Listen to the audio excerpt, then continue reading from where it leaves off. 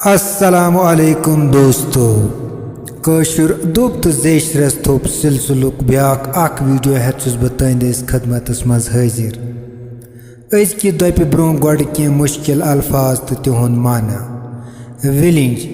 विलिंज गई सु तार या रज यथ पे पलो तापस त्रावन, या विलिंज वना तथ पाइपि उस वार्ड्रोबन मज फिट करने तो तथ पलो आवेजान त्रावन।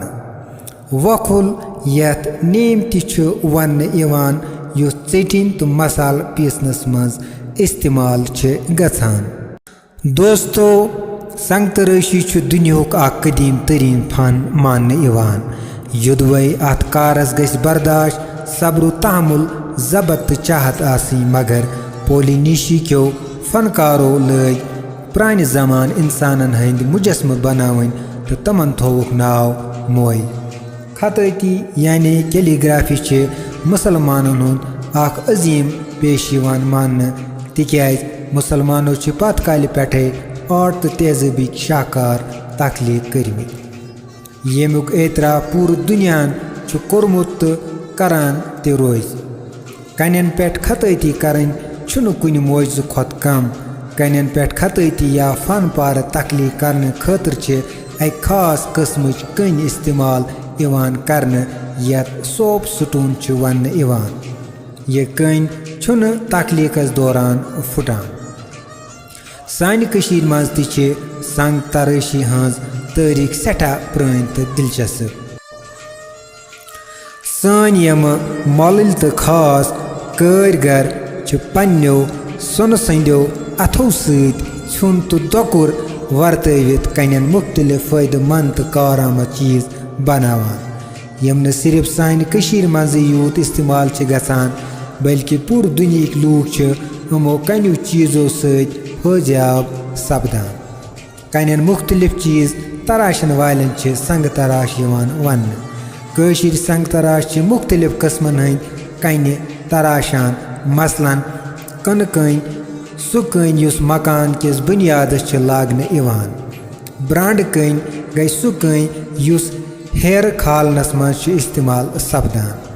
काशिया गई सु कन युस वत पदन दंदर या हाशिया बनावनस मज इस्तेमाल सपदान। संग पलिश गई सु कन युस कम कीमती कन पे सजावन। हमाम कन गई तम कन यम हमामन मज इस्तेमाल करने, तो दीवर कन यमुक नाव राजा दीवर सिंह सिंदिस नावस पे थवना आमुत यह यादगार हंदन तमीरन मज इस्तेमाल सपदान। नीम तो छोट यत वखुल तो काजवोट वन हंदिस प्रत अकिस गरस मज लबन अमे संग तराश संग संग बिहित संग तराशी करित अमनी संग कन बनावान युस चुट मसाल बेतरे दगनस मज इस्तेमाल सपदान। तो दोस्तों सोन अजुक दुब कीज पे काजवोट तो विलिंजस पे वखुल, कीज पे काजवोट तो विलिंजस पे वखुल।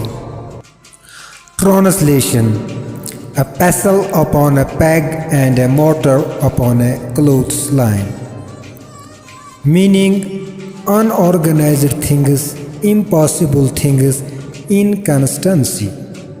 कशीर पट येल इस का काम करो यत्न का पायदारी आस तिल यह दुब इवान इस्तेमाल करने, या यह दुब तम सातन इस्तेमाल गसान येल का नफर तथ ओहदस पे तैनात करने आमुत यथ लायक न सो आस। दोस्तों अगर तुम सान कोशिश खसान टार कचो लार लार तो बार बार करू शीन राइट्स पेज लाइक तो शेयर। मे दियो इजाजत यथ शारस सशिर सारी नत वरान हैरान काव। बेहू खुदायस हवाल। फी अमानिल्लाह।